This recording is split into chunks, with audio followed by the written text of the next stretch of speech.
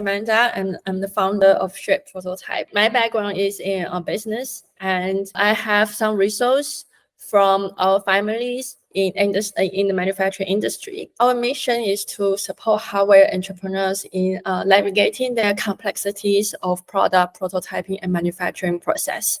Our customers are mostly tech startups, and we also want to use technology like smart system to automate our manufacturing process. You've recently resumed your studies by joining an MBA night program at the National Taiwan University. So could you just tell us a little bit about the MBA program you're following now? Okay, so the program is actually Entrepreneurship and Innovation MBA. We have 30 students each year, and luckily the ratio of male and female is in fact the same each year.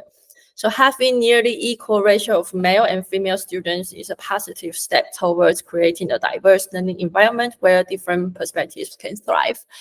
Our classmates are from all different industries. Some of them are like female-led sectors, such as cosmetics and fashion industry. So this suggests that the program values diversity and focus on nurturing talent and innovation regarding of the gender.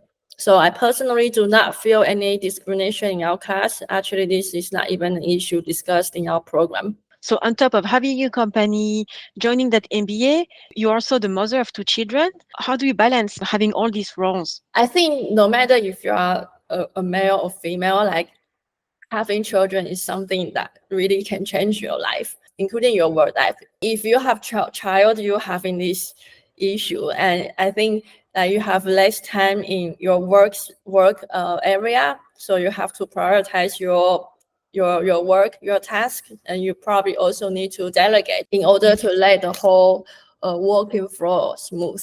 Do you have any advice for young aspiring female entrepreneurs who want to launch their startup in Taiwan or internationally?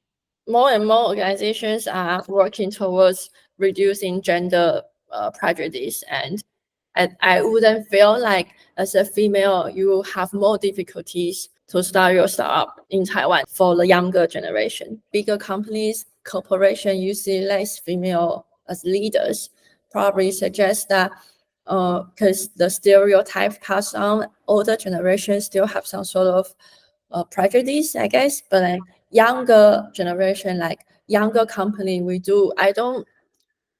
I don't feel like gender will be such a big issue in these younger companies. So yeah, I hope that when like 20 years later, we see all these big corporations, they also have like equal number of female as leaders.